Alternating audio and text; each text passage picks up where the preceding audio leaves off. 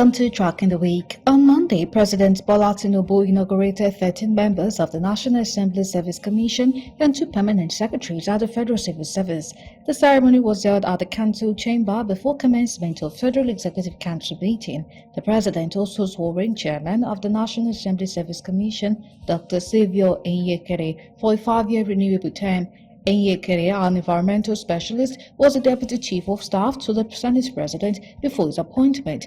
12 commission members from the 6 geopolitical zones also took the oath of office. Also on Monday, as part of efforts to ensure behavioral uniformity in public and private schools across Nigeria, the federal government launched a national policy on anti-bullying in Nigerian schools with the inauguration of members of the committee. These and many more were the outcome of the citizens and stakeholders engagement of Nigerian education sector presided over by Minister of Education Dr. Tunji Alausa. Worried by the ugly trend, the federal government initiated various measures in this regard, and efforts which culminated to the launching of the national policy and inauguration of members of the committee on Monday by Minister of Education Dr. Tunji Alausa. The government maintained that this initiative would ensure sanity in both public and private schools across the country. Not only that, the government restated its earlier commitment on the introduction of CBT for the conduct of both WAEC and NECO examinations in the country.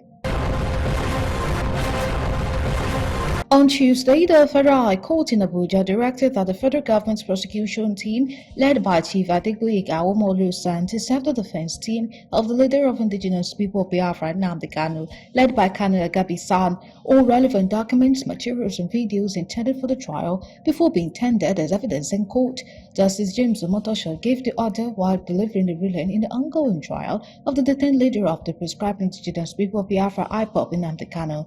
Correspondent Kulojo reported at the resumed hearing on Tuesday, the court took a firm stance on trial procedures following confusion over legal representation and tensions around the courtroom conduct. According to Justice Omotosho, a letter from one Charles Ode claiming to be Kanu's lawyer necessitated his concern. Also on Tuesday, in a significant development within the 10th House of Representatives, 6 members of People's Democratic Party officially defected to APC, while 2 Labour Party lawmakers crossed over to the PDP. The defection was formally announced in letters addressed to House and read aloud by the Speaker, Honorable Abbas Tajudeen, during resumption of plenary after a 5-week recess.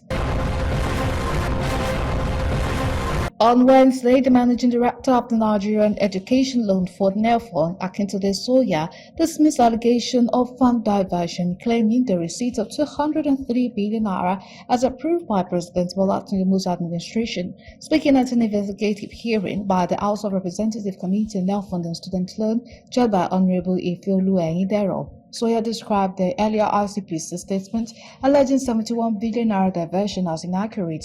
He revealed that out of 54 billion naira disbursed for 30 billion naira was paid directly to 303 government institutions, while 24 billion naira was sent to 293,000 students as upkeep.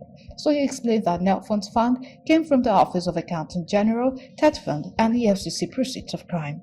Still on Wednesday, the federal government commenced implementation phase of its economic and financial inclusion strategy aimed at improving access to economic opportunities for Nigerians.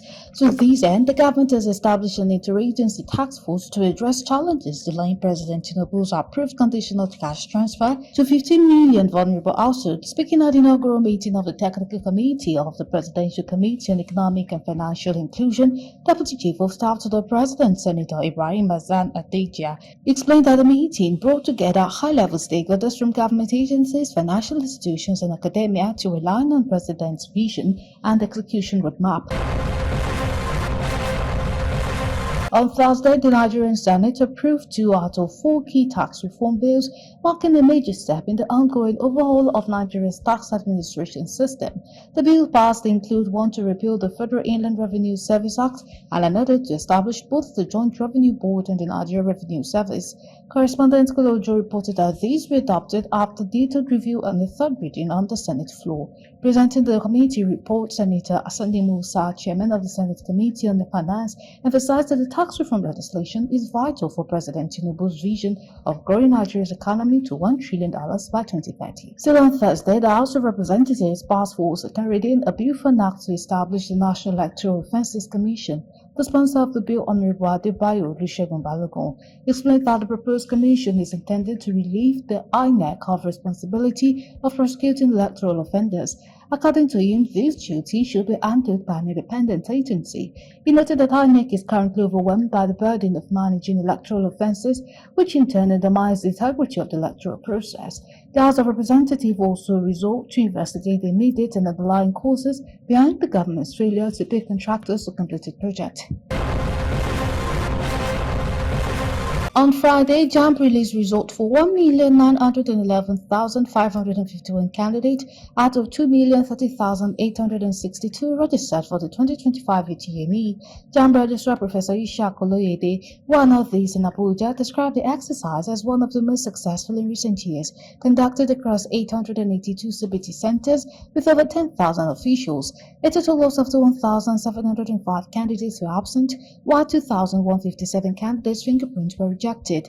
Correspondent Kolojo reported that additionally 96 results were withheld for infractions and 30,656 results flagged for impersonation. He also disclosed that 41,027 underage candidates registered, while 40,260 sitting for the examination, adding that their results have been isolated for special review. Lastly, on Friday, the federal government says it's currently reviewing the cybercrime legal framework to strengthen to ensure that the national framework aligns with emerging trends and global best practices. The AGF and Minister of Justice Lateef Fagbemi made the disclosure at a stakeholders and citizens engagement on access to criminal justice held in Abuja. Correspondent Kolojo reported that the minister posited that cybercrime is one of the emerging crimes which is cross-border in nature and requires national and international cooperation to effectively combat it, adding that a critical component of international cooperation is strong interagency collaboration at the national level, which is vital when addressing complex and constantly evolving crimes. And that's it on Track in the Week.